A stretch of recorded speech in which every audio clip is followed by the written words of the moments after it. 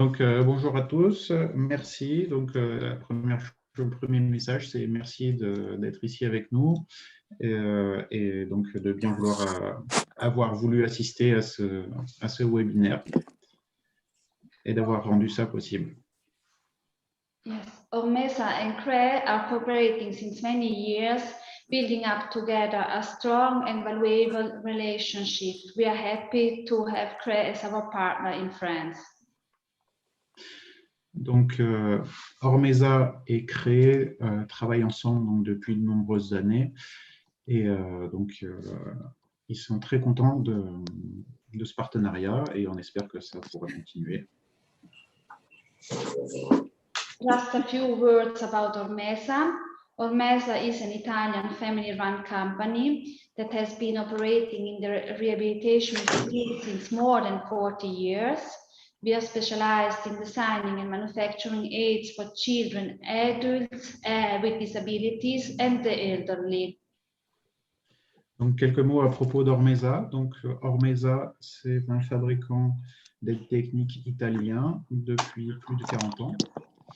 Et donc, ils sont spécialisés dans la création d'aides techniques pour les enfants et les adultes. Et voilà, donc...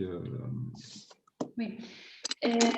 To be close and understand the needs of patients, we have qualified personnel inside the company, such as biomedical engineers, therapists, and technicians.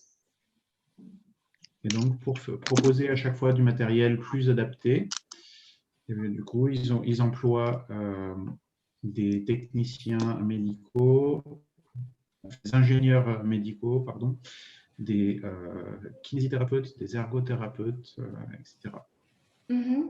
And that's why also we appreciate and seek the comparison and meeting with professionals who care the patients in rehabilitation centers all around the world. Donc c'est pour ça qu'on apprécie particulièrement les retours terrain des ergothérapeutes et des kinésithérapeutes du monde entier. Et ça permet à chaque fois de faire avancer les produits. And Martino and Francesco, our physiotherapists and training managers, who are also our international speakers at important events such as symposium, exhibition, and congresses, are happy today to focus together with you on Grillo and Dynamico. Enjoy the training and please do not hesitate to ask questions if you have them. We are here for you. Thank you. Yes, please do it. Donc, les deux animateurs d'aujourd'hui seront Martino et Francesco, qui sont tous les deux kinésithérapeutes et donc chefs produits chez Ormesa. Et ce sont aussi ils font des présentations lors de congrès, de symposiums internationaux tels que l'International Sitting Symposium, etc. Donc, ce sont des gens très, très qualifiés et n'hésitez pas à leur poser toutes les questions que vous voudrez. Okay, so before starting, let me share this screen with all the slides of the presentation. Can you see it? Yes. Can you see also the subtitles? Not yet. Yeah. Okay. Now there are also the subtitles, isn't it? Yes. Okay, perfect. So before starting, let me show you this short video about who we are as a company.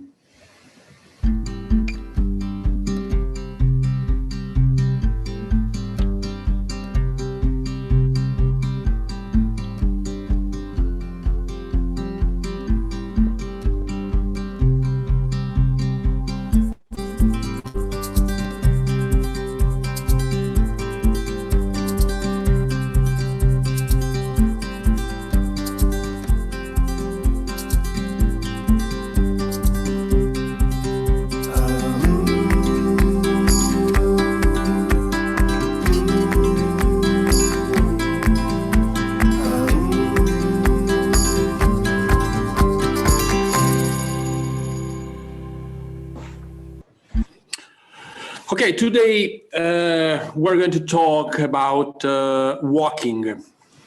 but would like to share with you an alternative way to approach this kind of topic. And by the way, we presented this paper 2 years ago during the International Sitting Symposium in Pittsburgh in the United States and in Buenos Aires in Argentina during the Latin American Sitting Symposium. We usually consider walking as a kinematic action. So when there is a pathology which can influence the gait, usually we provide the mechanical support like an orthosis, a gait trainer, a walker, etc. So first of all, let's try to get deeper in this topic. And before talking about walking, we should be talking about standing, because this posture is absolutely mandatory in order to learn properly walking, and because it's a functional posture, because it allows us to keep the upper limbs free for all the handling tasks. And its appearance, the standing position among mammals was about 12 millions of years ago. And you can imagine how the primates posture has changed to adapt to the new posture, with longer and stronger limbs in order, to reach the food on the trees, for example, with an anti-gravitary muscles, with an increased volume, like the stronger quadriceps, for example, the stronger gluteus maximum, in order to keep more in extension the position of the trunk, okay, in order to adapt to the new posture. The adaptation for the weight on the lower limbs, this is another kind of adaptation, especially on the feet, okay, with all the weight of the trunk on the lower limbs, and the appearance of the lumbar lordosis. I guess every one of you knows these two books, which should be considered as the Bible, or one of the Bible of the physiotherapist, ergotherapist, the occupational therapist about walking, okay? Even for the bioengineers, for example. And, these two authors, Perry and Gage, gave to us an incredible and effective tool to diagnose either walking pathologies or walking impairments related to the pathologies. And if you match all the info from the gait analysis with the dynamic electromyography, for example, you'll have an incredible, powerful, and most effective tool to diagnose walking impairments. Since we're facing all the connection between the standing posture and walking, we should consider what's the definition of posture. And science is pretty clear. The posture ain't something static. Instead, we should point out that posture is dynamic. And it doesn't exist the correct posture according to the different daily activities. And each of these posture is functional to the activity which the subject managed with. Okay, so there are no, there is no the perfect posture, the correct posture. There are several postures, and all of this is different according to the daily situation. And the posture is a consequence of a continual oscillation between two strong points, the external torque and the internal torque. What does it mean? The external torque is the force of gravity. And the internal torques are all of the muscle contractions, joints, movements, something like that, okay? And the fight between them gets the functional posture in a specific situation. And what if we have to face disease or pathologies? There are some a lot of an incredible family of involuntary movements or pathologic movements like dystonia, like athetosis, like a strong spasticity, chorea, something like that. Okay, all of these kind of involuntary movement, of course, can really influence this kind of balance between gravity, force of gravity, and internal torque. It's not South Korea as was written in the Korea is not South Korea, so be careful. Yeah, of course. Makes some troubles. Yeah, yeah. Sometimes the translator, yeah, of course, could have some trouble, some mistakes. Anyway, no, I mean, of course, the Korea, this kind of unbalanced movement. Okay, and this is one of the more complete and clear definition of posture written by two Italian scientists, very, very famous, who have been working for more than 40 years in rehabilitation centers, studying the consequences of cerebral palsy. And even in this definition, there are two elements that confront each other: force of gravity and internal muscle contractions, which means external torque versus internal torque. And in the middle, with the central nervous systems, in the middle being our something like we can call it CPU, the central process unit, like in the computers, in the PC. So when the central nervous system can't grant this kind of balance, there are two different kind of compensations. One is internal, and it's not under one's own will. And the other external, that means to provide orthosis as well as technical aids, something like that. Okay.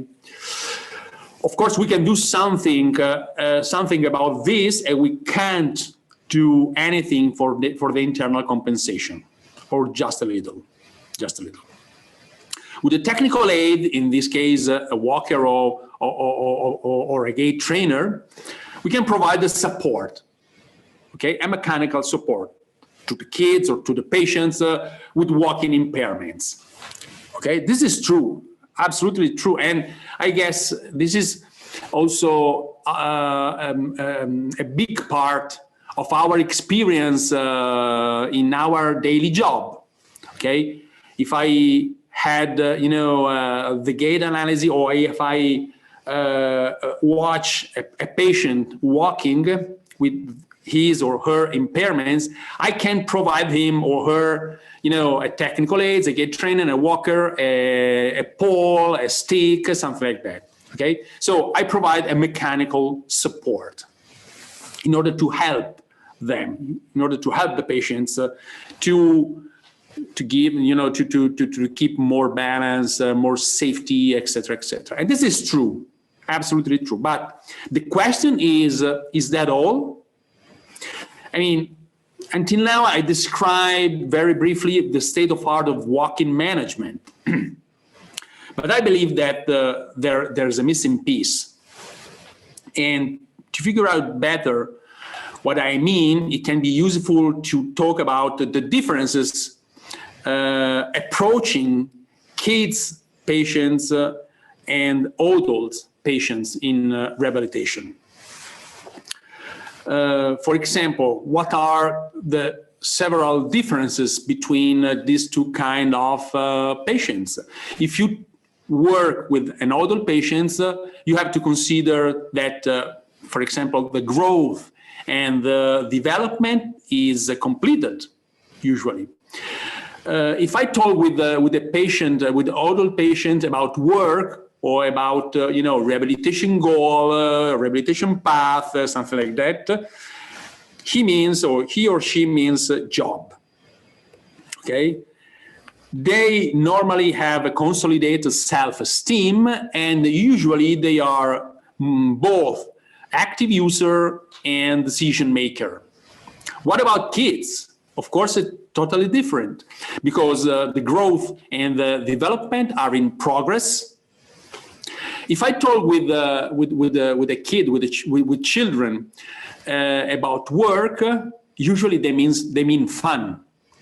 Okay, I cannot talk with them about rehabilitation goals, rehabilitation purposes, something like that. They mean fun. Okay, this is very, very important for us as a physiotherapist or ergotherapist or occupational therapists, technicians, etc., in order to have the right approach with the kids, with them. Usually they have the self-esteem in progress, and they are just user, okay, not decision maker. If you can find out different authors exploring the most popular databases like PubMed, Pedro, CINAHL, etc., who describe in their papers the connection between the motion and locomotion and the cognitive development. Actually, in the papers that you can find out on the database, you will find probably a general meaningful of movement. I mean, it is not just about walking; it is about motion in general. That means also, for example, using a manual wheelchair, using a power wheelchairs. So all these stuffs, anyway, have a very strong relationship with the cognitive skills, with the cognitive development. Okay, but what is the cognitive development? What does we can mean about the cognitive development? We can split it in different elements. The object permanence and the spatial seeking, the depth perception, the initiative, which means motivation, curiosity, something like that. The social factors and the school performances. Let's get deeper in detail for each item. The object permanence and the spatial seeking are strictly connected, strictly related. And it's the first example of voluntary movement for the babies, for the newborn. In the first months, for the babies, fixing their eyes in the mom's eyes is an incredible source of gratification and motivation. And this is true for the mom too, as well, of course. And if the mom moves herself in the space around the babies and they are able to follow her face, this is an important, seeking for the eyes contact, this is an important step for the acquisition of the cognitive skills. So whether the children, even if they're not babies, okay, but for example, children with disabilities, with cerebral palsy, and not newborn, okay? So if they can have the opportunity to be well stabilized with a proper gait trainer, it's possible for them to reach an object which can give them a sense of gratification. And that's why the spatial seeking could be so important in order to discover the environment around the kids. Okay, so having a motivation, watching, for example, an object and try to reach this object with a proper posture, with a proper, well-balanced position with the gait trainer. It's not just giving a mechanical support. It's more than this, absolutely more than this. It can really provide a very strong purpose in order to increase the cognitive skills, right? The other point is the depth perception. Very important because it doesn't exist at birth, since usually it develops from the 4th month of age. In the first month, all the newborns see the world in two dimensions, not in 3 dimensions, not in 3D, like watching a flat wallpaper. And the depth of perception is absolutely important because it allows to wide the spread of the visual field. And this perception makes possible the right feeling during the movement in order to improve the awareness of motion inside the environment. And stimulating the early intervention, even for toddlers, can improve this skill. Okay, so if I encourage the motion with a gait trainer, with a proper gait trainer, I can really help the kids with disease or with illness or with the walking impairments to improve this kind of skill, to improve the perception of the depth during walking, during the motion inside an environment. Okay. The initiative is strictly related to the object permanence, of course, as well as the spatial seeking. Curiosity is linked to the motion planning and target reaching, to activate all the strategies to move by walking or pushing a wheelchair as well as a power wheelchair, and get towards the gratification, the object of our gratification, towards the object of our motivation. And the lack of initiative means passivity. So that's why the motion stimulation can get better the skill.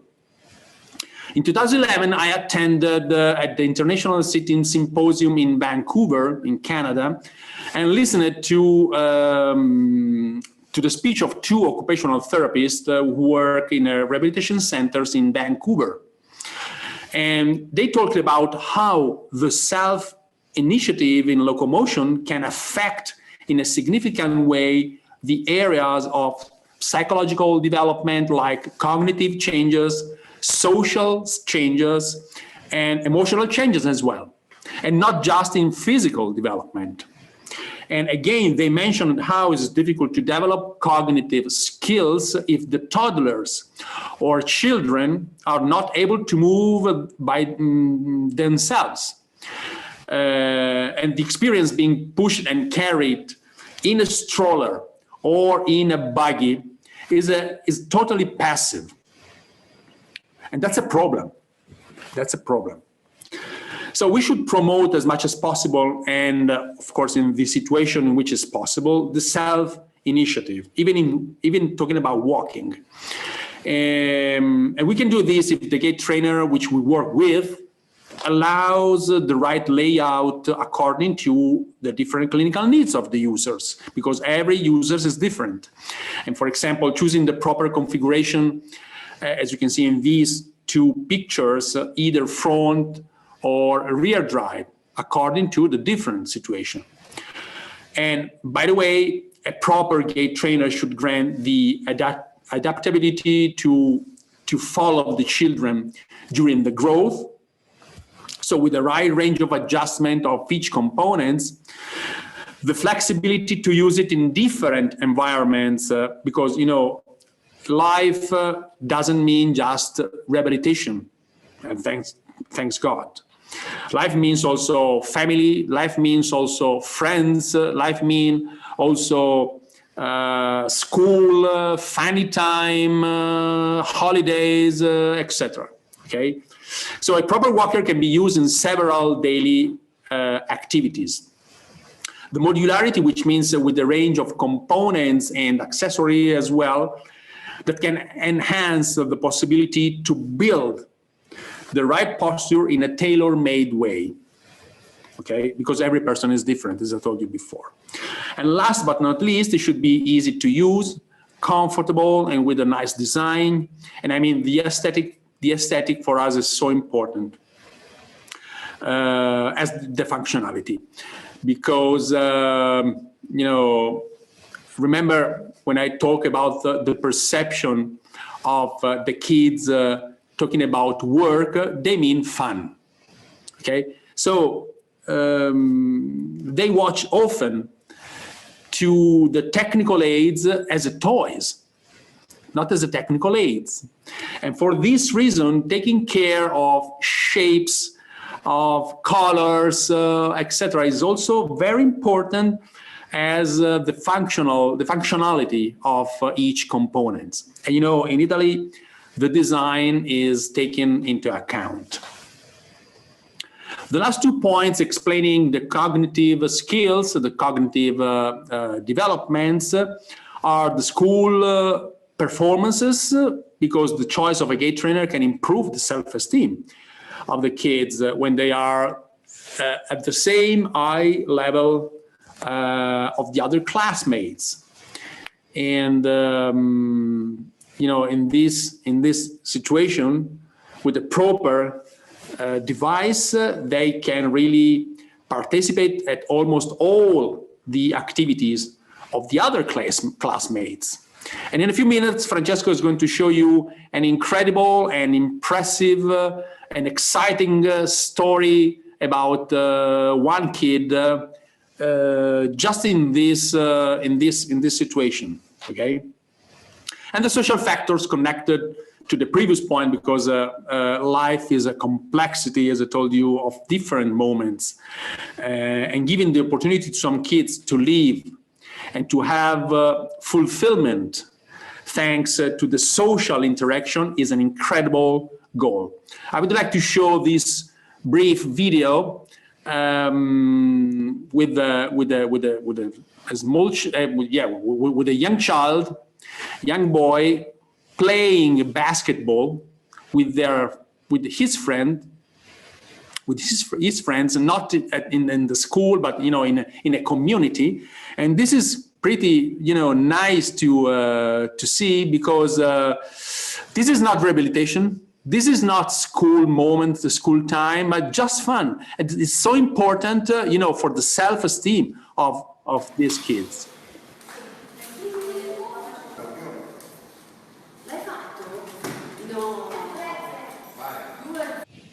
I'm sorry.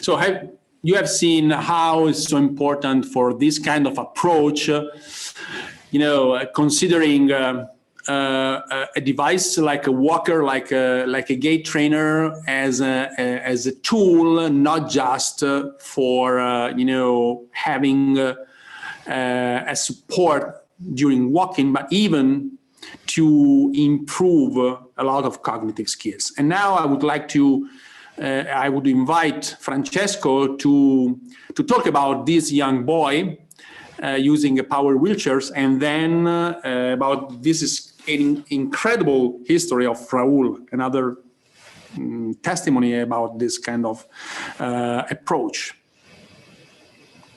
Okay, thank you very much, Martino. Screen one. Thank you very much. And welcome to everybody. Someone joins later. We didn't say hello, but now we are doing. And in the meanwhile, I invite you to raise your hand every time and stop us, to share your idea, to make question, whatever you need, please. This will help us to get into a better relationship with you, okay? And in an easier way. So this is a nice picture of Fabio, is the name of this child.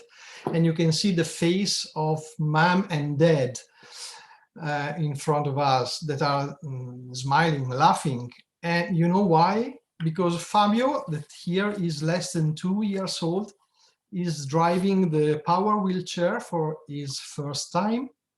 And for the first time, he is disobeying to the parents. I mean, the parents asked something and he was so happy and so proud to do exactly the opposite. And concerning self-esteem that Martino was talking about before, I think that this opportunity to disobey to the parents helps the child to build up his own personality.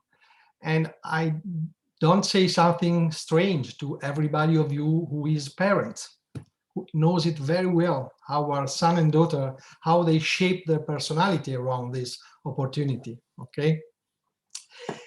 And at this time, usually people ask us when. This is the question. I mean, when is correct, when is proper to offer this opportunity to the child? And we believe that the right time is, as you can imagine, earlier as possible. And we can say at the same time that a physiological developing child has this kind of need to stand up and to start working, okay?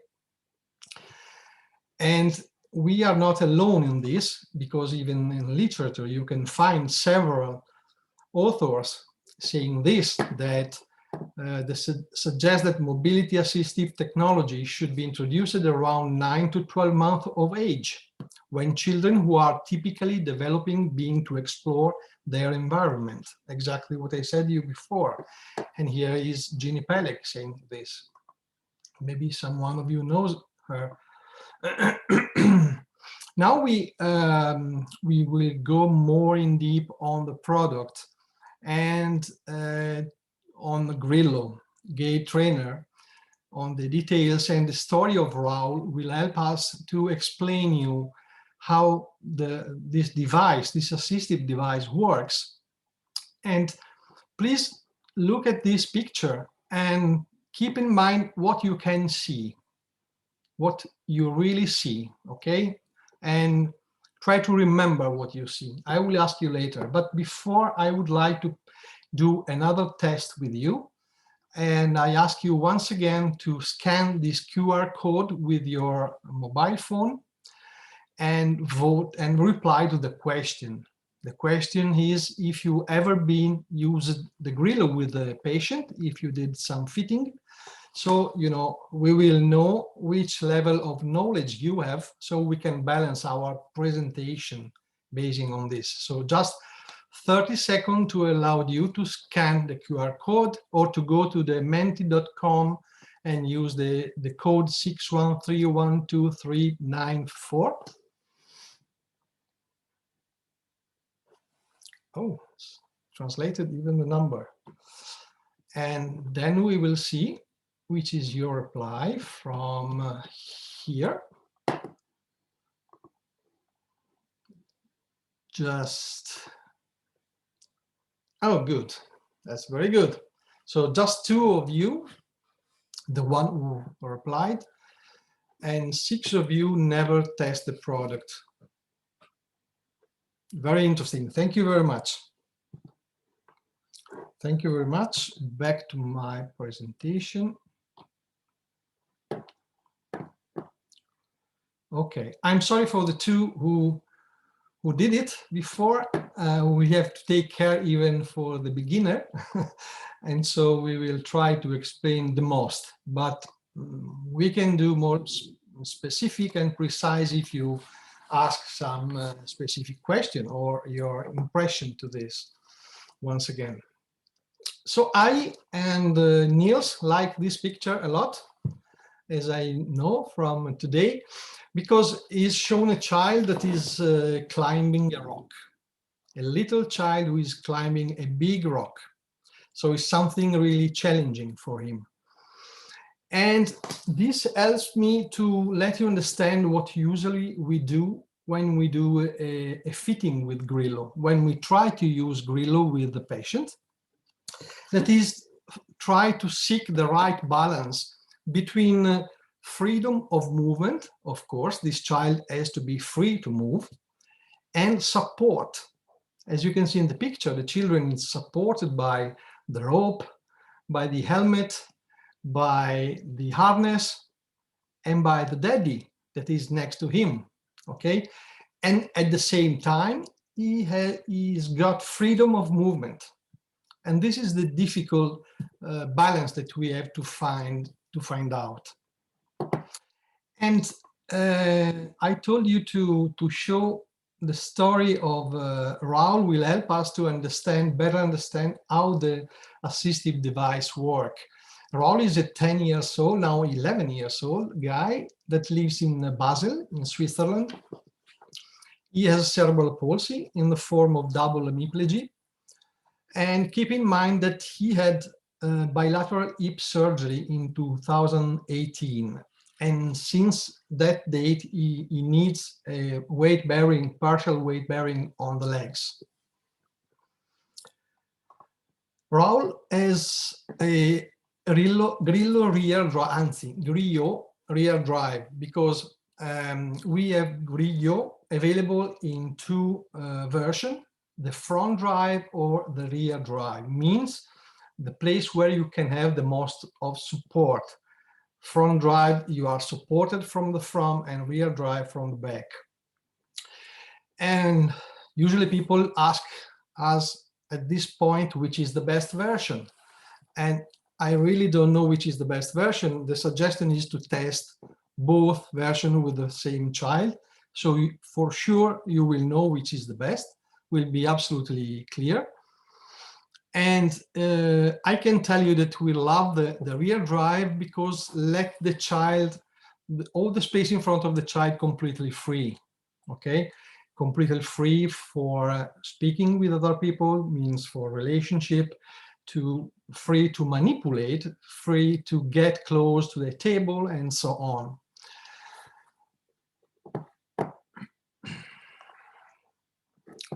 Well, we'll list these 5 words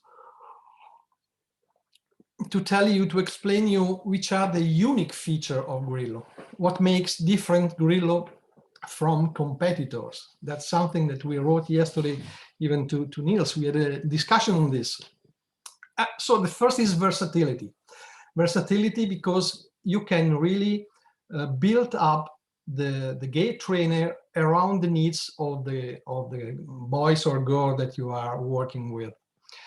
Thanks to his modularity, you can add or take out the components that you need. For example, here is shown a Grillo that is a front drive with the pelvic support, with the thoracic support, with the handlebar here, and with the harness hidden here.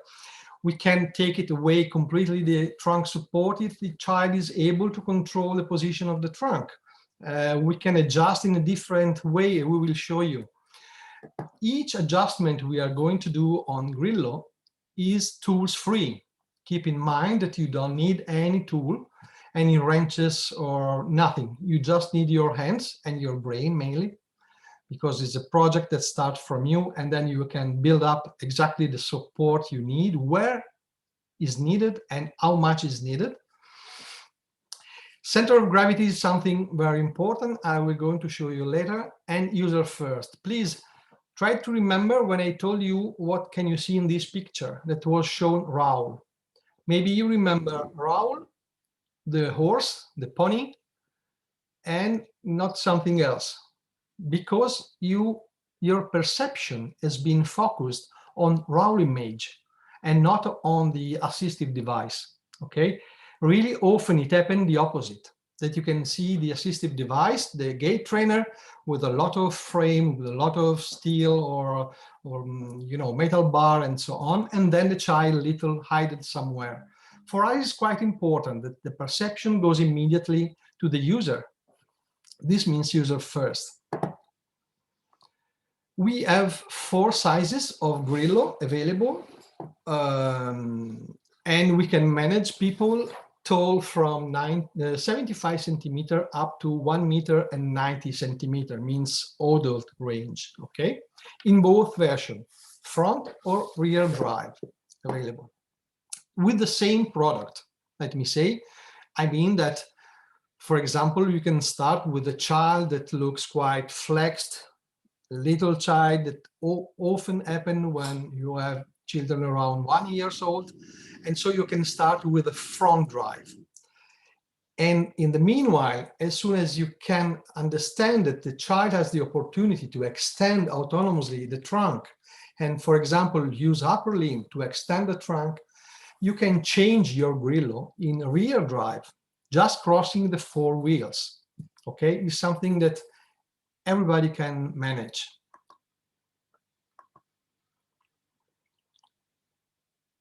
I would like to show you Raul, how he is able to manage upper limb and hands, and how he's able to manipulate.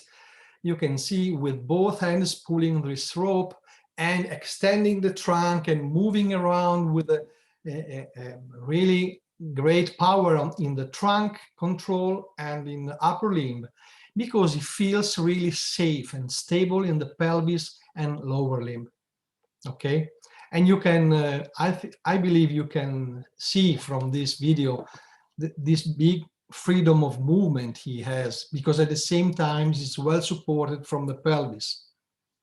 This was what I was telling you before concerning the patented system of Grillo of high adjustment. While you adjust the highness of the frame, the center of gravity of the person and all the system keeps in the same point and within the base of the frame, of course. And that functionally means that you can, for example, adjust the height of the frame while you have the child inside, while the children is using the gait trainer. So this is a big advantage on your daily practice. And the high adjustment has even another functional attitude for my presentation. Stop. Okay. For example, in the daily life of Raul, Raul can, of course, stand up and walk, but he can even, in a lower position, have a seat, have a rest, and sometimes even in a crouch position next to the floor, as well as the schoolmates, you know. And in the daily life, this gives the opportunity to reduce the encumbrances of the frame, for example, to put it in the car, in the booth of a car.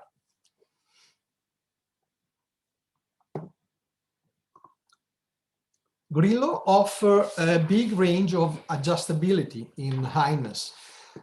These are the 4 sizes, as I told you.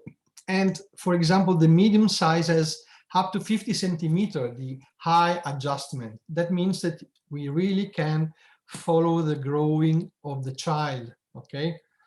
And don't waste money and use the same product for a really long time.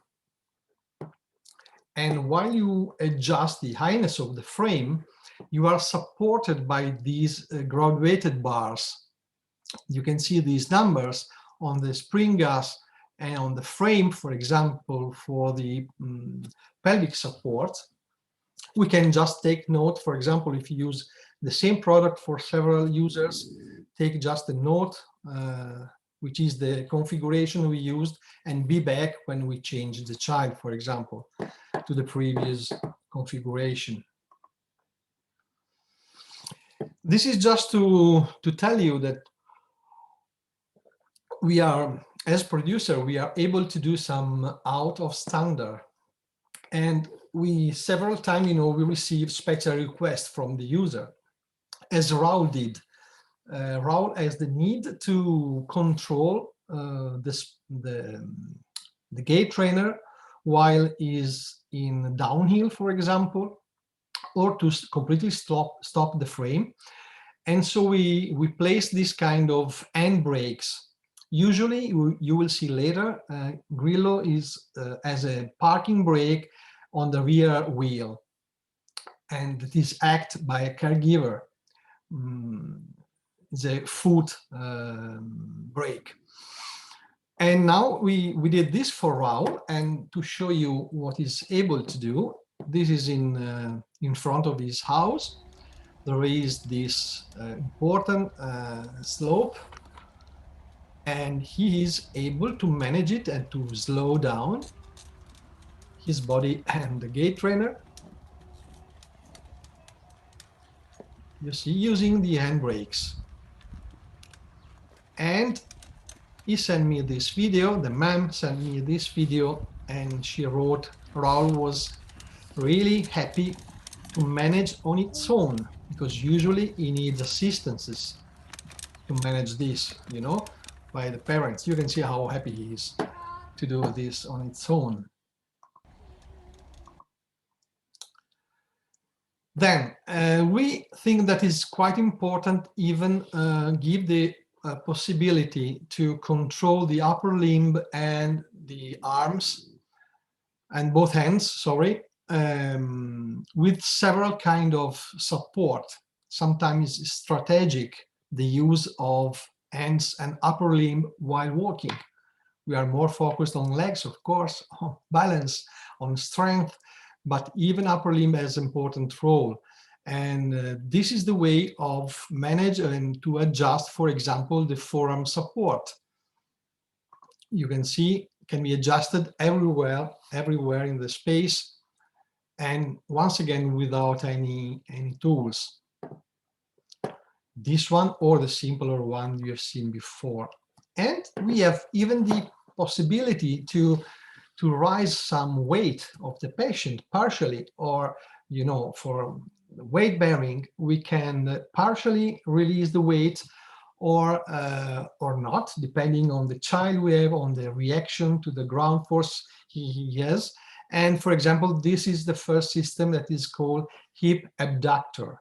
It helps to keep both hips in the proper position. For example, Raul is using this one especially. And the second kind of support we have is the ergonomic saddle. The ergonomic saddle, you can see as this kind of shape, is called saddle, but has nothing to do with seating position, let me say. Is just a support that we can use, for example, to release partially the weight or to influence the position of the pelvis, for example. When we have children with a very crouch gait, very flexed hip, we can tighten the posterior straps and try to push from the bottom the pelvis and have an extension of both hips. Or in another way, we can use the harness that has the same 4 hooks where it is hanged to the frame, but we can adjust in a different way, left or right. We can influence the inclination of the pelvis, and we can help the child that has this kind of scheme. Okay. So we have these 3 kind of bottom support. Just to show you Raul gait pattern. This is, of course, a crouch gait pattern. Let me see how, yeah, it's correct. Crouch. That means hip in both flexion and flexion in both hips, sorry, and flexion in both knee, and plantar flexion of feet, of course. But it's a very effective walking pattern. You can see is now having time with a friend at school in a standing position, face to face, is attending to gym and doing the same exercises that the other one does. You cannot imagine how many activities Raul is able to manage in one day. I spent one day with him. At the end of the day, I was destroyed, really, following him from 6:30 in the morning up to 5 in the afternoon. And Raul, for example, is even able not just to walk, but even to run. Have a look. He's pulling the pony. That is very nice. What do you think so?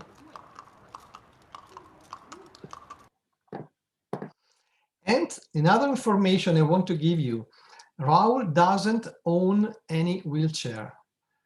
He doesn't use any wheelchair. He do not have the wheelchair, and spend all the day long with Grillo and the chair at school, of course, the special chair he has at school. And for example, the parents send us this picture after some weeks, is having shower with Grillo. Even shower. He just cover the upholstery with some plastic bag and have shower. And what do you think about why he's doing this?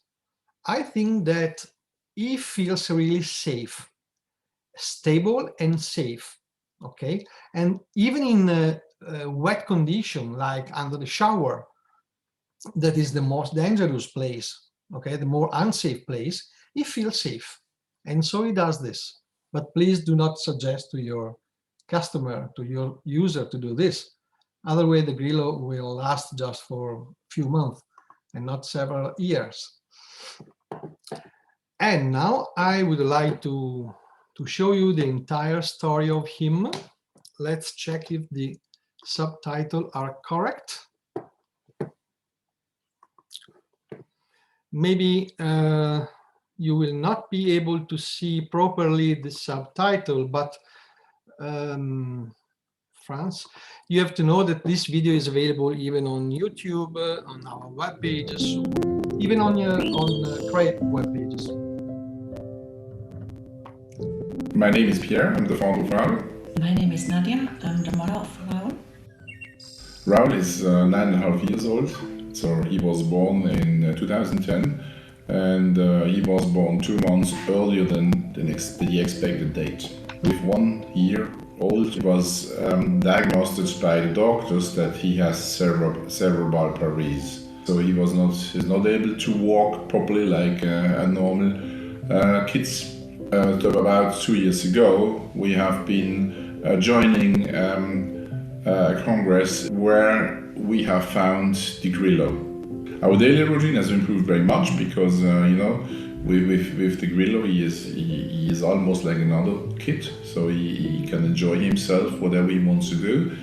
With the Grillo, he has also the possibility to sit on the Grillo when he gets tired. Yeah, he has the possibility to stand, to walk, to run. Whatever he wants to do, let's say with the Grillo, this is possible. I think he's very happy. He likes him because I think this is giving him the freedom and, or let's say the liberty to do whatever he wants to do and to reach, let's say, whatever he wants to reach. Yeah. So without Grillo, it would be difficult. So I think the Grillo is a device that, you know, there is no limitation. Yeah, you can use him on the street, you can use him under the shower, you can use him on the ranch, as example, when he is together with his horse. You know, he can move, let's say, and socialize with all the other people on the ranch. Yeah, in school, I think it's important to him. So normally, oh, sorry, my mistake. When you have a kid that is only sitting the whole day because he cannot properly stand, he doesn't have, let's say, the level of height is on the same level like the other kids. Ich finde es ganz toll, dass seinen Grillo hat, genau wie die anderen Kinder. In der Pause kann zu den anderen Kindern hingehen und kann mit ihnen sprechen oder ein Spiel machen. 1 Stunde in der Woche ist Raul im Gym dabei. Wir machen Spiele zu zweit und das andere Kind hilft Raul. Es hält ihn am Grillo und hilft ihm beim Rennen und beim Gehen. You can use it anywhere. Okay. Like a suitcase, you have to think, oh, can I put it in a car? Can I go to the holidays? Have I put away the other things he needs? You can manage it. Oh. He is part of the society with the Grillo. Raul is part of the society, so he is not excluded, so he's included. Because, you know, his walking may be different than somebody else, but he's part of the social life.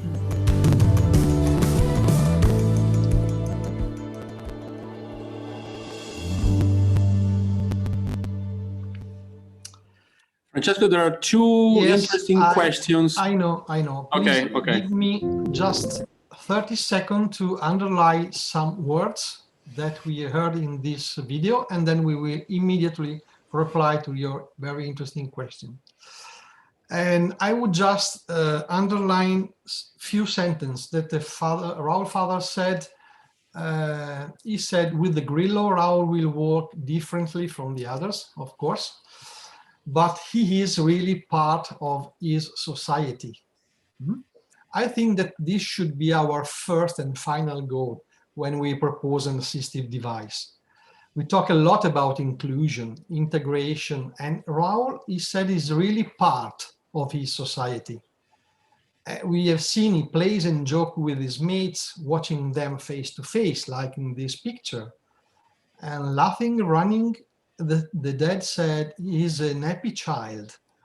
And I really believe that Grillo has a great role in this. So let me say this, we are proud of this, and now we are back to your question. The question are, don't we think that the children can, I try to recover this here. Okay, one is from Niels. Does the saddle induce the kid to stay seated instead of moving his legs as much as possible? Oh, this is a translation of the question from Camille. Exactly. And the other from Emily. Another one that is, does the saddle not provoke too much friction between the legs? I think they are very good question, and Martino will support me in this, but let me say that it depends. That can happen. You are absolutely right. We are not telling you that this is the best solution for 100% of our patients. That can be the right solution for some of them. And let me say the friction between the legs do not happen. Believe me, and test it. Ask Niels to test this solution and you will see you have completely free movement of the legs. But on the other side, that is the correct question. Doesn't the child, he is induced to get seated? This sometimes happens. The children who feel something from the bottom immediately try to have a seat, okay? But that depends on us, how we are able to manage this situation and to induce the child, to help the child to feel them different situations. Sitting and have a rest, that is correct, that is needed sometimes, and standing, have reaction to the ground force and start walking, okay? This is the different balance I told you in the beginning, to find this right balance between support and freedom of movement, okay? This depends on this. But Martino, please, use the presentation so you will be translated. Yeah, let me share the screen. And then go on.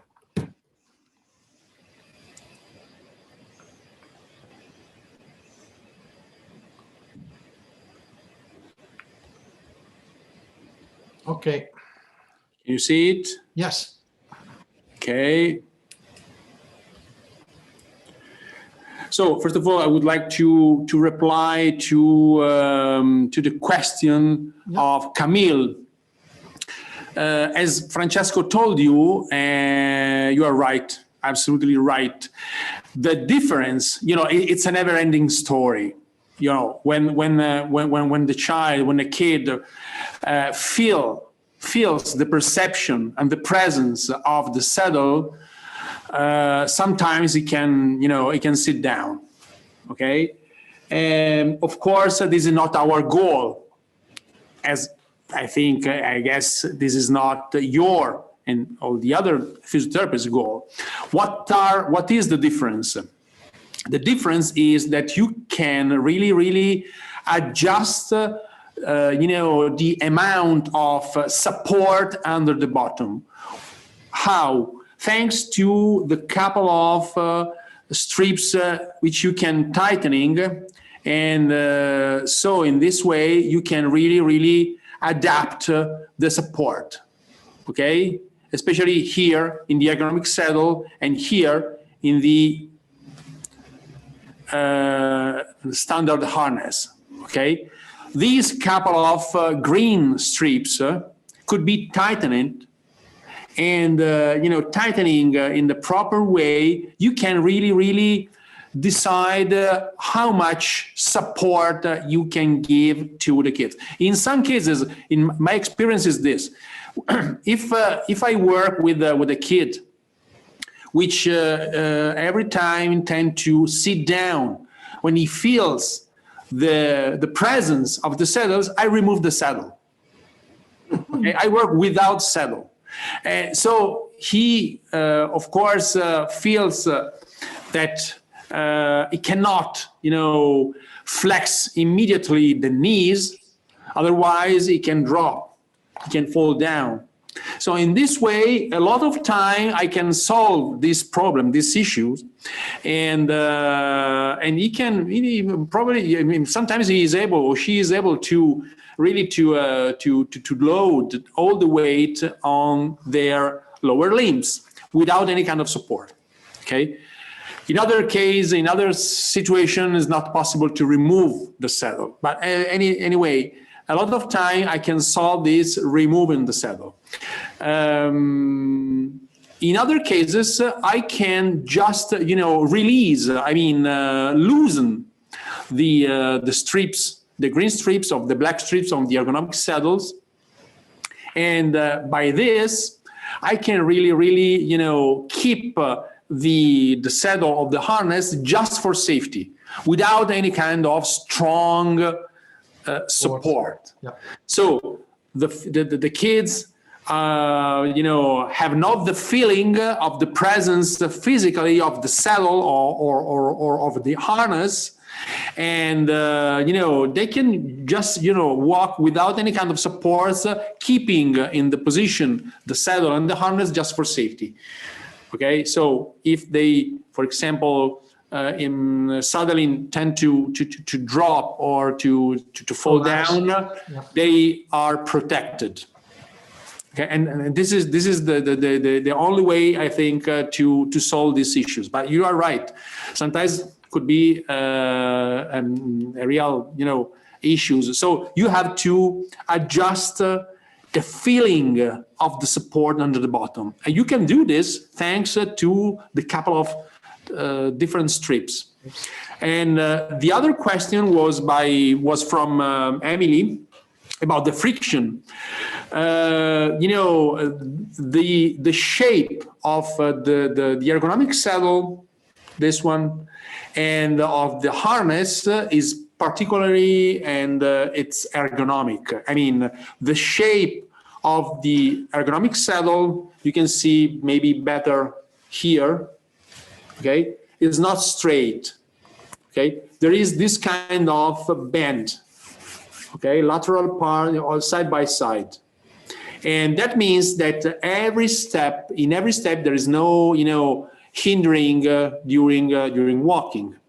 And different sizes. The friction is very low. There is no any kind of barrier. So the ergonomic shapes allows to the kids to have walk without any kind of hindering. Okay, and this is really effective. And even on the standard harness, the two lateral pieces of the harness are not straight, are bended. Okay, according to the anatomical part of the pelvis. And in order to respect the anatomical part of the pelvis, it is very soft. And usually, it has been no reported records about, red skin or, strange pressure under the bottom due the presence of the harness. So usually we don't have this kind of issue, and thanks to the material and thanks to the shapes. Okay, we could have maybe more attention using the proximal abductor, because it fixes the shape, is straight in this case. But the goal, as the physiotherapist we choose the Grillo for Raul was the goal. I mean, to keep the more abduction of the hips is keeping at least at 20 degrees in abduction both hips. Okay, and that's why it's so important, in order to avoid the subluxation of the hips for some kids, to keep in the proper position the femur head inside the acetabulus. Okay, but even in this way, even using the proximal abductor, you can choose the height of this component. So if you feel that it's too high, you can get lower, and that's it, and you can solve it, this kind of issue. I guess, and I hope this is clear. Anyway, if you don't agree, or if we are not so clear, please don't hesitate to ask us again. Martino, sorry, there is another nice, very nice question from Simon. And the question from Simon is, I read it and it will be translated. We have seen Raul using the Grillo. This product helps him get around. But have you noticed any improvement in walking with Raul or other children? We can see him walking or running, but with somewhat fuzzy movement that would not allow him to walk again without using technical tools. I imagine every child is different, but have you ever seen progress that is big enough that one day you no longer need the Grillo? The question behind all of this is, do users risk over-appreciating the help provided by Grillo and not progressing further in physiotherapy? This is to reply to your question, we should need, I think, something around a couple of hours. And yeah, at sure, least. At least. Let me try to use a couple of minutes. Raul belongs to the family of cerebral palsy, and I've been working with cerebral palsy now for more than 34 years. And I never seen one child healed. So lefting the scheme, the pathologic scheme of walking, I've seen a lot of child leaving the walking. I mean, stopping walking and start with a wheelchair. The diplegic. We usually say that we have an effective windows.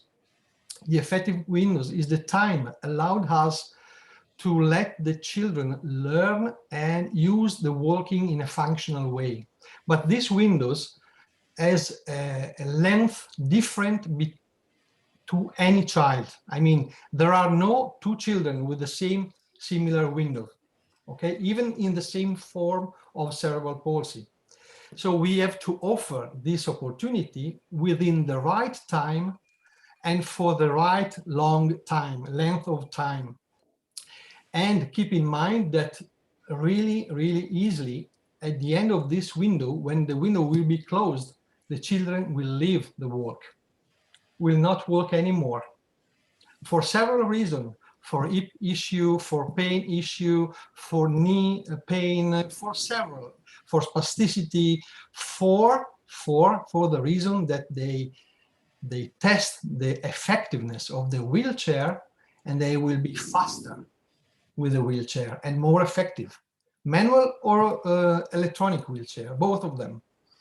So you really understand that it depends on, you wrote over-appreciating the help provided by the Grillo. This can happen just in the time when the children, but the not affected one, not the one with cerebral palsy or other kind of disease, is starting to learn walking, and we provide the support in that phase. And then he should even walk without Grillo. But with the children we are taking care of, it happens, let me say, 3% of the time. Maybe I have in mind the Down syndrome, for example. We can use for a while and then they will start. But we know from the story of the pathology that that child will have the freedom of walking on its own, okay? So this really depends on the experience we have and how we can see the future for that child, but not for the one who has cerebral palsy, let me say. If you want to add something, Martino, it's to you. I stop my sharing. No, or go on with the presentation as we prefer. I'm okay with you, and so yeah, you can go ahead. There is another long question. No. No, is the translation? Is the translation? Okay. The translation, Okay. yeah. Okay. Would you please go on, Martino? And then I will be back once again, so we will change the voice more often. Yeah, let me share the It's screen. less boring even for us. Can you see it? Mm-hmm. Yes.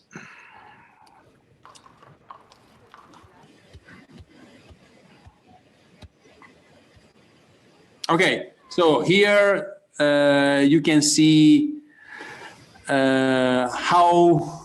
what we consider, self-esteem in the life of Raoul. He was able to get very close to the horses which rise with, even walking on sand or uneven ground, unstable surface, unstable ground.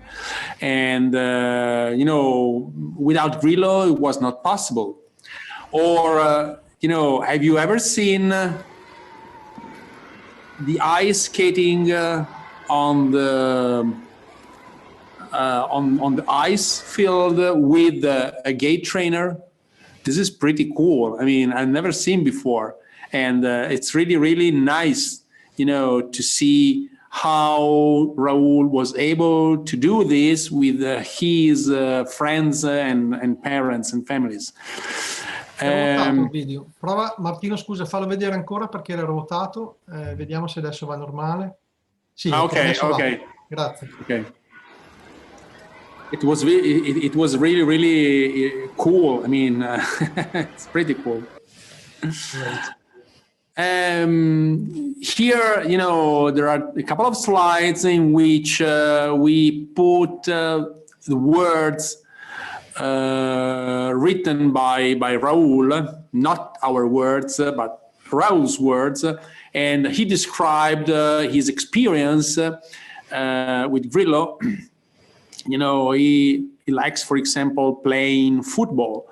He is a goalkeeper. And with the gate trainer, with Grillo, could stay on the field with the other kids playing football, okay, as a goalkeeper.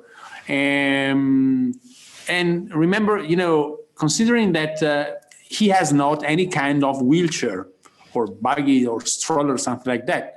He has just the Grillo for walking and the tricycle for riding when he has to get longer distance, etc., on the road, okay, with his families, with his parents.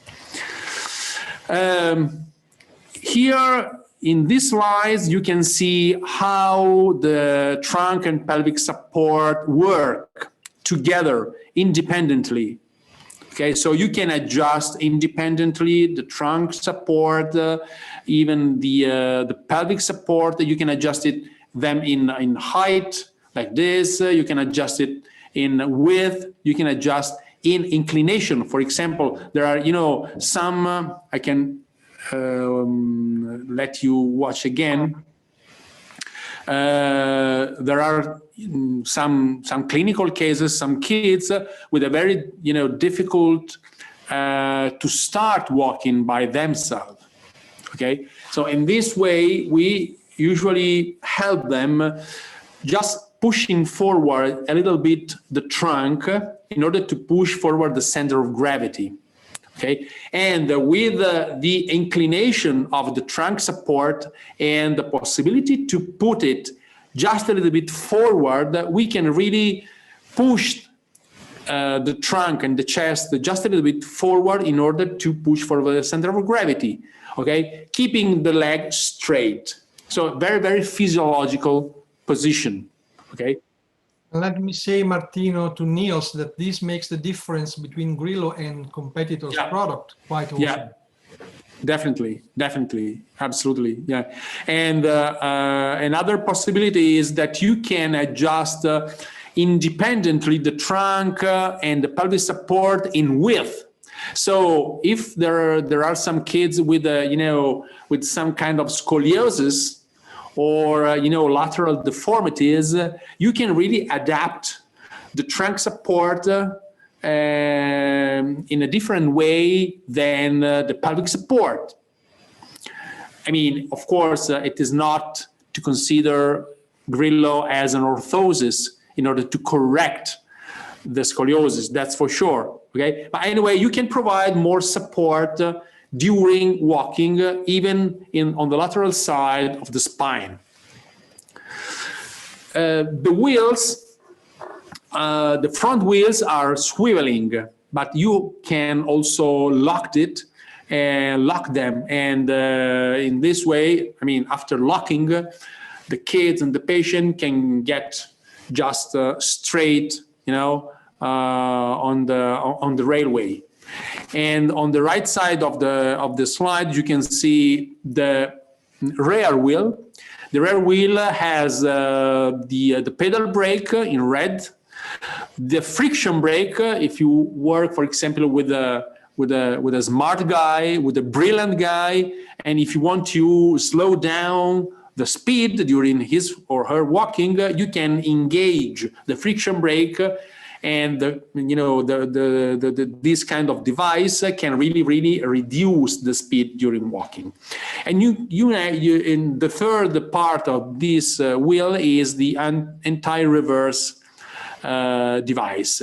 Engaging the anti-reverse allow the kid to get just forward and not backward. This is another component, another accessor called the leg divider with the calf straps. Actually, we have two different kinds of leg dividers. The simpler one is on the right of the screen, and it is really simple. And you can put on the frame just if you want to avoid the scissoring pattern. Okay, the crossing of the legs due a very strong adductor muscle spasticity. If you want just to avoid this, you can put this kind of very simple accessor. The leg divider with the calf straps on the left of the picture is different because of course it can avoid the scissoring, but with the calf straps wrapped around the calf or around the thighs, you can provide more, something like a guidance during the steps. And both of these two calf straps have 3 different degrees of freedom. Okay, they can move forward and backward, sliding on the metal bar, on the aluminum bar, horizontal bar. They can move up and down, and they can move in a circle, in rotation. So in each instant, the calf straps can really follow the steps of the patients, even if they are in a swing phase or in the stance phase, both of them. That's why I told you it could be considered as a guidance, not just a leg divider. Okay. It could be useful, for example, with kids with ataxia or with involuntary movement, or for those kids which seek looking for a wider base for walking in order to have more balance. Okay, in this case, the leg divider with calf strap can really be very useful. Now we would like to share with you 3 clinical cases, very interesting. This is the case of a young girl with a very compromised situation, with a very strong spasticity due to cerebral palsy, using a rear drive configuration, as you can see, with the leg divider and with the calf straps and the headrest. Why we use the headrest? Because some kids required, to extend the extension pattern in order to start walking by themselves. So providing them a headrest could be useful to give them a reference in order to, to protect them, in order to give them the perception and the presence of a safety point. When they want to, for example, start walking, and they know that for doing this, they have to require the extensor pattern. Okay, so in this case, the headrest could be very effective for them. And let me show you how she walked with without the leg divider and with the calf straps. You can see, you know, how unstable was her walking. And on the right part of the slide, you can see the other video using the Grillo in the rear drive with the leg divider and calf straps. You can see how, you know, more stable was this young girl. And she was able also to use the unique handle in order to, you know, to give to the Grillo, to the frame, even the direction with the swiveling front wheels. So she was able really to move herself in the environment. You know, remember when I talk about the spatial seeking, the discover of the environment, etc. So in this configuration, she was able to do this in a very effective way.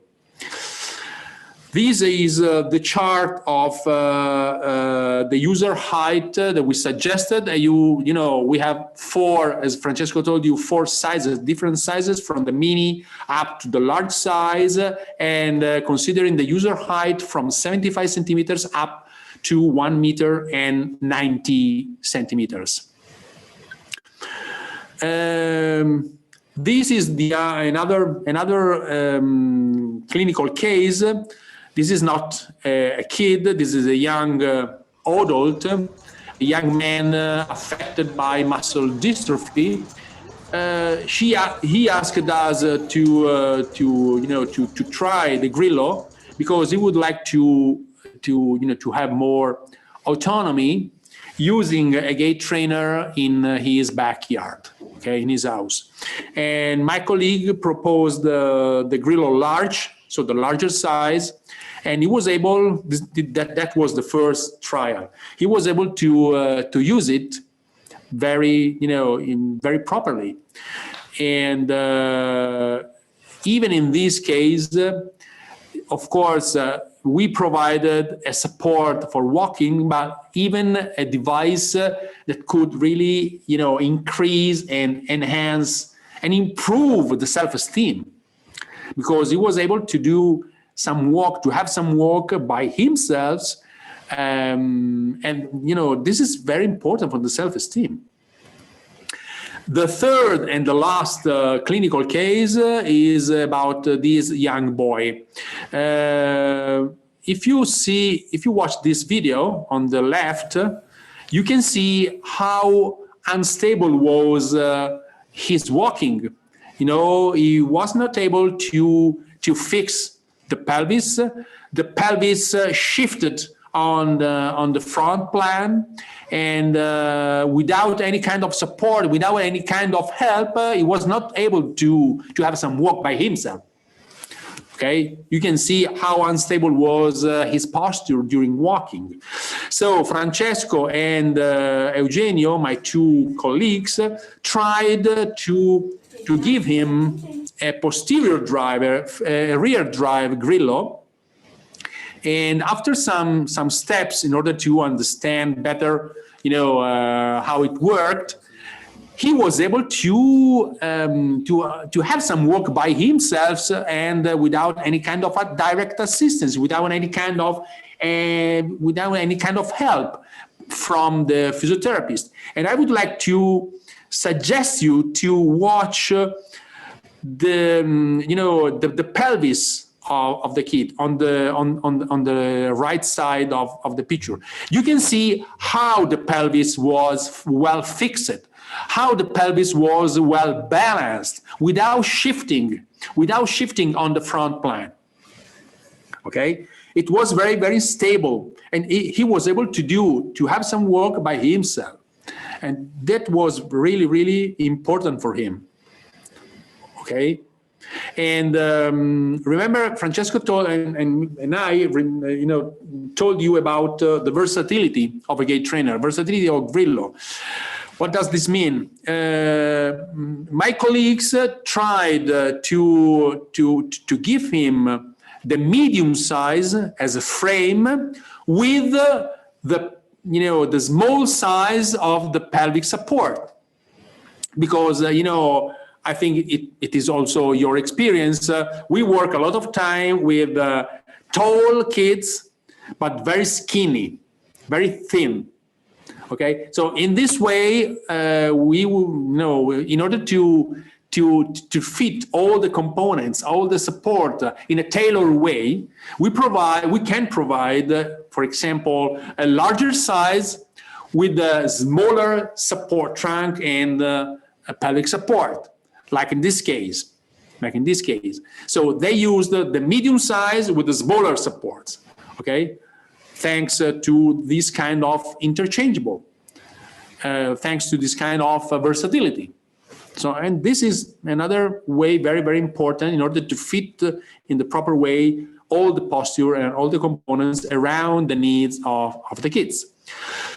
I told you before about the leg divider, the simple leg divider. On the left, you can see the picture of the back belt for the tray. In the for the mini size, we have also the PTM version, the PTM configuration, which means that we can provide the mini frame with a small tray in front of the frame. Other kind of accessories. On the left, you can see the handle for the assistant, for the caregivers, in order to follow directly the kids during their walking. On the right and on the upper part of the slide, you can see the weight bars, the picture of the weight bars. The weight bars are two metal bars which add more weight in the lower part of the frame during walking, and this could be effective if you want to give more stability. For example, for kids with a very unstable ability to self-propel, to walk. For example, for all the kids with the cerebellar disease, with ataxia. The kids with ataxia tend to search a larger surface in order to have more balance. With the weight bars, you can add more weight, so you can add more stability, because the center of gravity of the whole frame is lower than in the standard frame. And in the lower part of the slide, you can see the rear wheels for narrow base.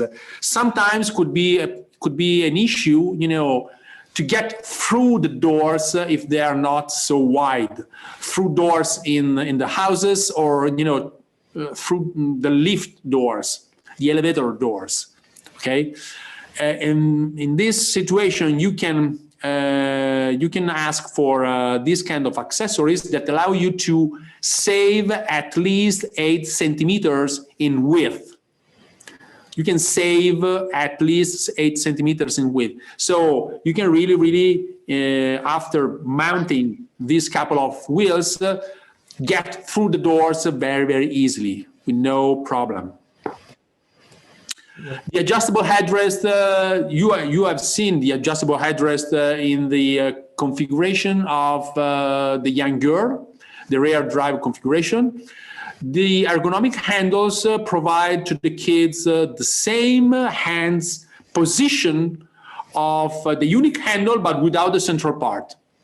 So, it could be very, useful to use them, especially with the rear drive configuration, because there are no any kind of part of handle in the middle, okay, just in front of the kids, just laterally, just side and just side by side.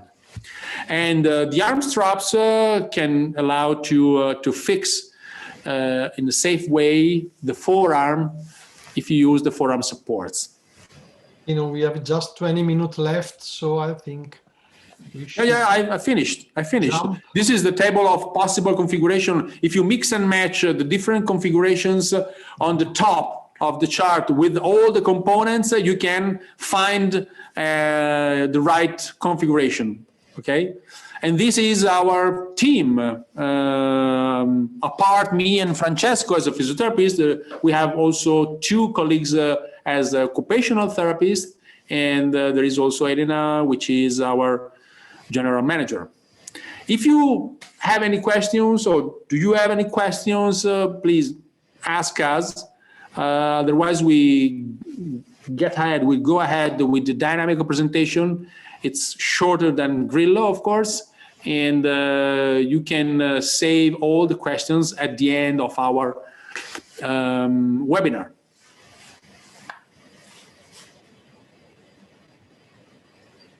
By the way, you can find us also on the social media like LinkedIn, like Facebook, like YouTube. Okay. So Francesco, if you want to go ahead with Dynamico, and then after that, after the presentation, we can save some minutes for, answers and questions and answers. Yes, I agree. So if you have in mind Grillo, okay. If you have in mind Grillo, so forget everything and start to think about Dynamico. We are talking about really different solution, and this we call a walker, okay? Is a support for walking.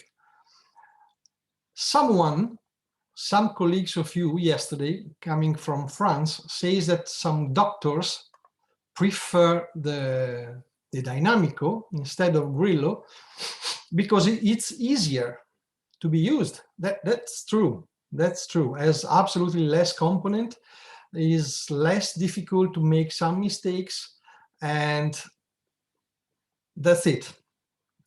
It is available in two versions, the outdoor version and the indoor version. The difference is in the wheels. Of course, the outdoor use has two fixed wheel and two swiveling wheels in the front. And the internal use, the indoor use, has 4 swiveling wheels. Dynamico is only anterior support, means front drive, okay? The indoor one has 5 sizes that allows people from 75 centimeter up to 195 centimeter. And the outdoor version has 4 sizes from 95 centimeter up to 1 meter and 95 centimeter. You can see we have a pelvic support, a thoracic support, a kind of harness that support the patient. Yesterday we call it underwear. Underwear harness. Yeah, exactly. Big underwear harness.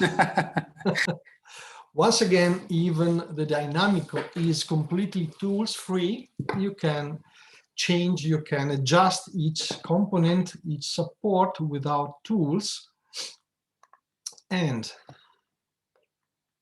the two main supports are the thoracic and the pelvic support. Here is shown how you can adjust it. Of course, open to let the person to get into, and slide the position, the support of the pelvis, and up and down, just up and down the thoracic one. Okay, so really much more simple than Grillo. Sometimes that can be enough. So we can have the right patient when this kind of support is enough. And we have even the opportunity to help the user with an handlebar that can be adjusted in every position, or even and really arm support, like the one you have seen, and an additional tray to help the user, for example, to do some activity in the standing position. Once again, This is the same. So some focus, more details on the arm straps, of course, together with the forearm support, that as well as the Grillo one can be adjusted everywhere. And the harness, yeah, the big underwear harness, as we told you. So just one thinking about where to place the supports. Do you think this is the correct position? That's nice feedback from you. Everyone hide it behind the black windows. Anyhow, I can tell you no. This is not the proper position. The axilla support is really dangerous, really dangerous. But we use this picture because it happens quite often to see patients using in this way. Of course, it's the easiest way to let someone work, but it cannot stand on this position for a long time at all. The opposite can be this, but anyhow, I would prefer this position than the one before. For a very tall person, using this support, a thoracic support, at the level of lumbar or dorsal spine, you see, that is effective. Some question coming. Merci beaucoup. Emily has to leave. Bye-bye, thank you. Luna, and we will see. We have the opportunity to use even an abduction saddle that is adjustable in ISIS and in deep. These are components. Handlebar we have seen before, and we can have some end brakes as well as roll use, for example, similar to that, or the leg divider. Once again, to avoid the crossing of the legs while walking. We can have the direction lock for the back wheel, so helps the person using the Dynamico in controlling the turning of the device, or even the adjustable brakes for the front wheels to slow down the speed, as we said before. Once again, the weight bars. Dynamico is quite heavy on its own, but if you want to add some weight, you can do. And well, we have new catalog, and you can get from our web pages, of course, with all the information that you need on the sizes, on the user size, on the user weight. But I really jumped to the end so we can share at least some comment from you. I really hope to receive from you some comment about everything you heard up to now and some question.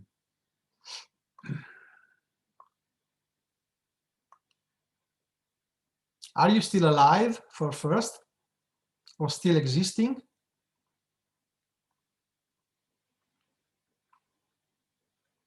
No feedback. That's, do you have a distributor? Ah, yeah, Dana is here. Thank you, Dana. Thank you very much. Do you have a distributor in Belgium? Nice to hear you, yeah. Daniela, that is question for you. Belgium.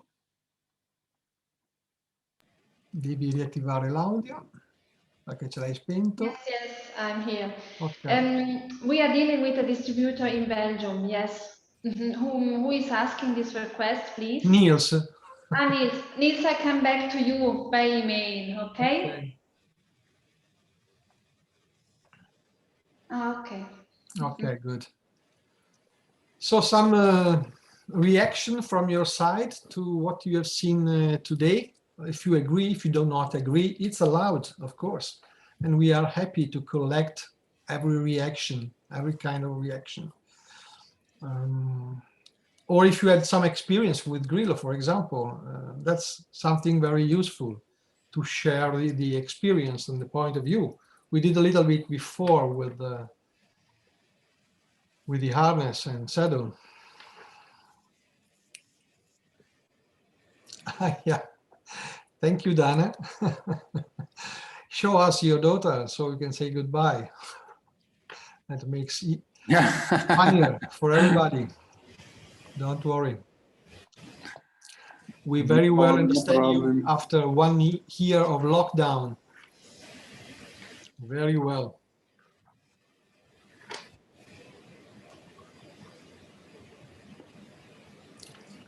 Camille, thank you.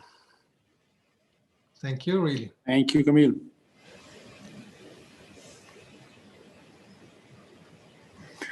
So, guys, if you We have Grillo Not- for once, girl, but not Wellington used. well used. Ah, okay. Yeah. Okay. I think that you can have all the support from CREE. Simon today is here, but even other next to your country to have the help to, you know, it's quite tricky. It's quite, let me say, not difficult, but it needs a certain knowledge of what you are doing. Of course, you can do mistakes, but doesn't matter. The best suggestion is to test it, to try it, and even changing a little bit something. I mean, the position of the armrest, of the arm support, or the pelvic support, it changes a lot. So it can be interesting to do this kind of testing.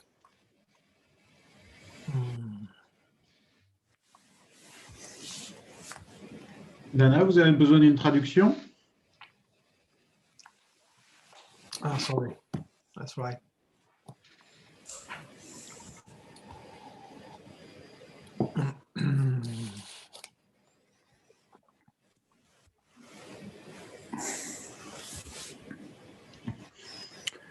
Okay, guys, if you don't have any questions. Sorry. Yes, please. Hello. Yep. Yeah. Can I speak? Yeah, of course. Please, Okay. thank you. It will be better because I cannot write. Yeah, good. So I was saying that we have a Dynamico. Sorry. Yeah. We have Dynamico, and it is not well used. The girl, she have like you say, it's not good. Sous les aisselles. Oui. So this presentation helped me a lot to see what we can do. Mm-hmm. And also I'm sorry for CREE because we don't code. I'm used to speak to the seller. I mean in French distributor. Yep. Yes, distributor. Yeah. And they don't know well how to use it, so they don't advise us like you just make it. Okay, thank you. So we hope that now this presentation could help you to give some advices or suggestions to use. Okay, to use well. It's very good. Okay, very good. Nice. Thank you, Dana. Nice. Thank you very much. Thank you for doing that.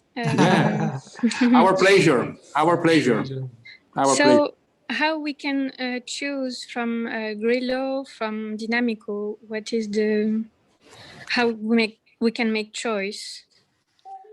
Usually we consider, Grillo as a gait trainer and Dynamico as a walker. Okay. You know what I mean? Yeah. I understand. Okay, so the gait trainer, is oriented to, of course, rehabilitation, even all, the social life, which can help, especially the kids. Hey! Oh. Yeah, you can hear her. Yes, great. Hello. Okay. Hi. Hello. Hello.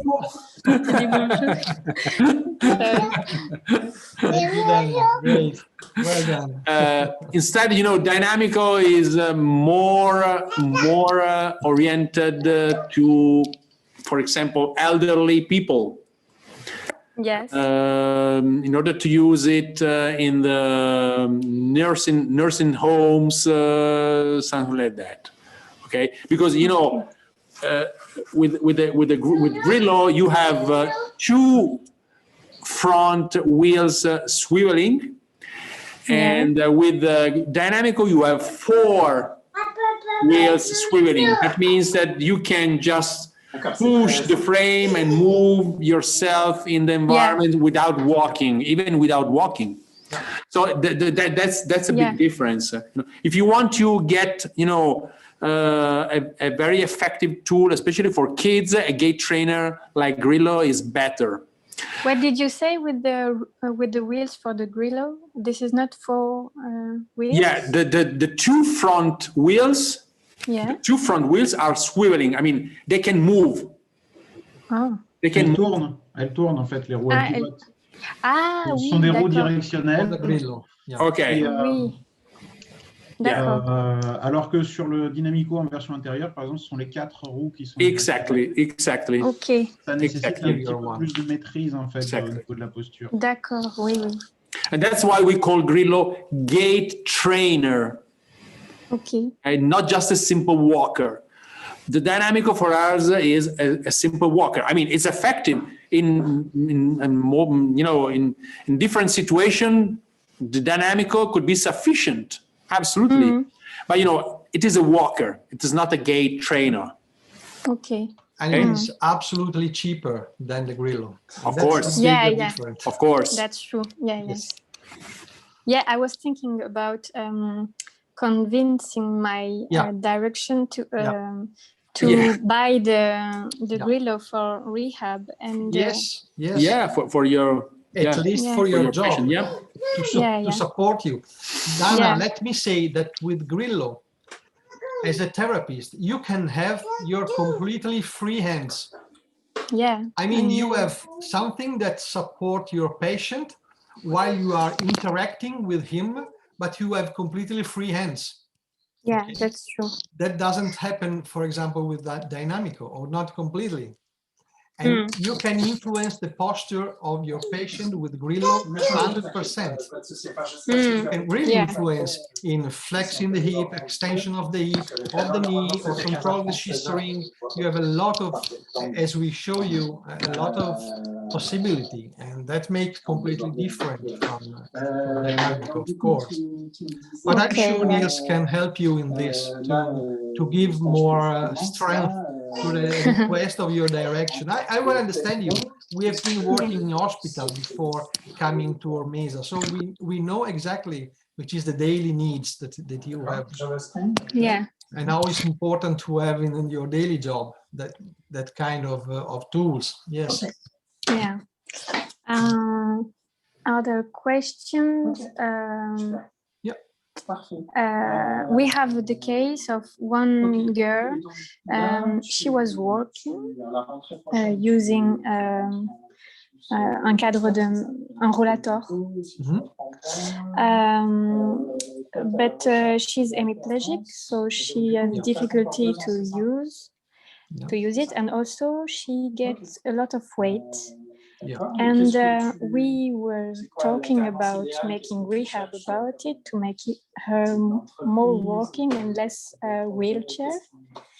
But the physiotherapist, he said with the weight, this is not good, that she must lose weight before. What is your opinion about it? Well, it depends even which phase of rehabilitation the hemiplegic is and which kind of hemiplegia he is. Is hemiplegia after stroke? No, this is from birth. And from now birth. she has. So it's kind of cerebral palsy. Yes. Okay. I'm always. How old is she? About 20. 24. Okay. So about 20 with cerebral palsy, it looks something really structured. Let me say, how can I say this word in French? Can you understand this? Structural. Yes, structured means something that is quite hard to change. Yeah. Around 20, but never mind, never say. But she was walking better before. Good. So generally But I speaking, think losing weight is something useful even for me, for everybody. yes, that's true. But I mean, maybe with some kind of this Dynamico or Grillo, maybe it will be better or no? It really is difficult to give you a reply without seeing the patient, but my suggestion is ask Niels to have both available for you and test it. Okay, You okay. can get the reply just from that situation. And I have last question. yes, please. Sorry. Oh, it's a pleasure. It's a pleasure. Our favorite time. Don't worry. Okay. The other question is we have this girl who used the Dynamico, but now we remove la culotte, The harness. The harness? Yes. yeah, we remove it because she is sitting on it. Okay. And she's hurting herself. Yeah, okay. Is it correct? You know, I told you before answering to the questions about maybe from Emily or from Camille, maybe Camille. And I agree about removing the harness if the perception of the kid is to sit down. Okay. Of course, we have to consider the safety. Yes. No, she don't fall down, but the Okay, okay. That's perfect. That's perfect. She put ses aisselles sur le. Elle se suspend en fait au support. Okay. No, it's clear. It's clear. So you can remove it, and it is correct. Because if there is no safety problem, you know, in this way, she can really load the weight, the trunk weight and the pelvis weight on the lower limbs without any kind of support. So it could be very effective to remove it. Yes. Yeah. Okay. Should be very nice to have this kind of meeting showing the video of your patient, and then we can discuss together. It's something that we do with our colleagues around the world, and that is perfect. That is very nice. So we really can understand and we can discuss and share our experience, you know. Okay. Yeah. Yeah, it will be great. When I see your presentation, I am thinking about a lot of kids that we put on, in French we call it flèche. Flèche. And the problem, it blocks them. They cannot move as they want. Yeah. And here I place our email address. Email addresses. You can write us whenever you want. And of course, Niels will be between us and it can help us to have the connection. And so absolutely available to discuss with you and to support you on this. You can find here our email addresses. Okay. Let me. Yeah. Take your time. Sure. Take your time. It's even in the chat.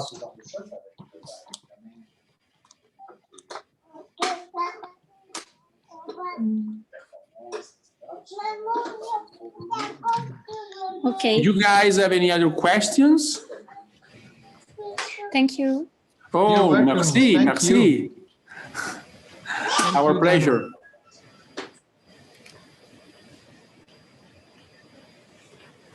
Yesterday, the main complaint was that we have been too long, and today we are longer, Niels. So I can imagine the reaction. So really sorry for that, but it takes time. It takes time, of course. Okay, guys, what can we say? Merci. Thank you for your time. Thank you for your attention. And we appreciate it. And if you have any other doubts or questions, don't hesitate to ask us through emails or ask directly to our dealer, our partner in France, which is CREE, with Niels as a sales manager. So don't hesitate to contact us. Oui. Donc oui, le webinaire il sera retransmis sur le site de CREE avec à l'écrit toutes les erreurs de traduction qui ont pu être faites comme rear drive et front drive qui sont toujours traduits par lecteur arrière, lecteur avant, alors que c'est... donc voilà, j'ai fait une grande liste. Bon, elle n'est pas exhaustive, mais voilà. Sinon, si vous avez n'importe quelle question, n'hésitez pas à nous contacter. Hein, on est là pour ça. Et puis donc, j'ai bien noté les questions d'Émilie pour la Guadeloupe et de Luna pour la Belgique. Et quand j'aurai les réponses, je vous répondrai du coup. Very good. Très bien, très bien. Merci beaucoup à tout le monde et au revoir. Au revoir, au revoir. Merci Thank beaucoup. you, merci, merci à tout le monde. Merci beaucoup, au revoir. Merci beaucoup. Ciao. Au revoir, Ciao, bye ciao. bye, ciao. Bye, thank you. Ciao Camille, thank you. Ciao, ciao.